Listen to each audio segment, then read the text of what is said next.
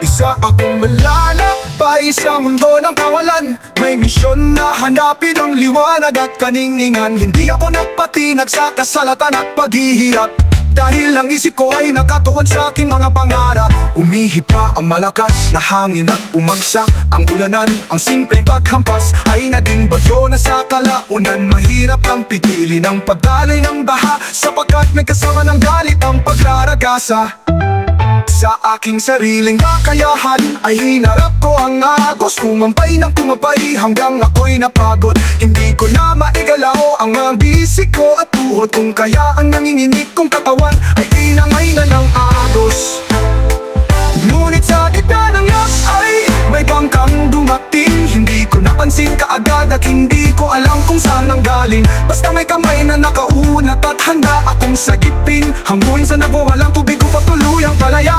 Siya pala ang tao na ang akala ko ay kilala ko na. Nabuhay siya noon at namatay, kaya sa kasalukuyan ay wala nang magagawa. Ngunit nagkamali ako sa aking sapantaha, dahil ang buhay kong wala ng pag-asa ay kanyang binago at pinagbala. Si Jesus ay kilala ko na noong ako'y bata pa. Palagi siyang nababanggit tuwing kami ay nagsisimba. Subalit ang pananalig ko ay mababaw, dahil sa pangalan ko lang siya nakilala. Hindi sa kahangahangang mga bagay na kanyang magagawa. Ang paniniwala may Diyos ay di pa sapat upang ika'y maligtas, sapagkat naniniwala rin sa Diyos ang mga kampo ni Satanas. Nag-iisa lang ang daan tungo sa tarangkahan ng langit. Sa tamang pananampalataya ang kaligtas ay makakamit. Hindi sa mabuting gawa at mga pagtulong, kundi sa biyayang handog na nilaan ng Panginoon. Matagal na palang kumakatok sa pintuan ng puso ko ang Diyos. Hindi ko lang pinansin dahil sa kalayawan ng mundo ako'y nakagapos. Buong akala ko na ang ligaya ay tunay at taos. Yun pala ito'y huwad at bigla-biglang matatapos. Buti na lang naging maagap sa akin ang Diyos.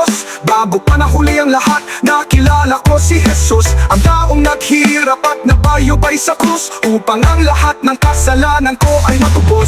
Si Jesus ay kilala ko na noong ako'y bata pa. Palagi siyang nababanggit tuwing kami ay nagsisimba. Subalit ang pananalig ko ay mababaw, dahil sa pangalan ko lang siya nakilala. Hindi sa kahangahangang mga bagay na kanyang magagawa. Ang paniniwala may Diyos ay di pa sapat upang ika'y maligtas, sapagkat naniniwala rin sa Diyos ang mga kampo ni Satanas. Nag-iisa lang ang daan tungo sa tarangkahan ng langit. Sa tamang pananampalataya ang kaligtas ay makakamit. Hindi sa mabuting gawa at mga pagtulong, kundi sa biyayang handog na nilaan ng Panginoon.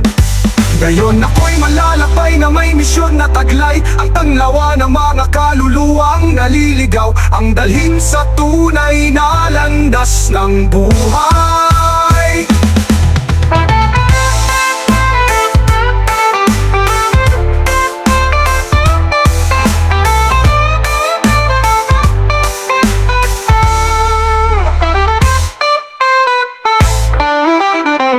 Nag-iisa lang ang daan tungo sa tarangkahan ng langit. Sa tamang pananampalataya ang kaligtas ay makakamit. Hindi sa mabuting gawa at mga pagtulong, kundi sa biyayang handog na nilaan ng Panginoon. Ngayon ako'y malalakbay na may misyon na taglay ang tanglawan ng mga kaluluwang naliligaw.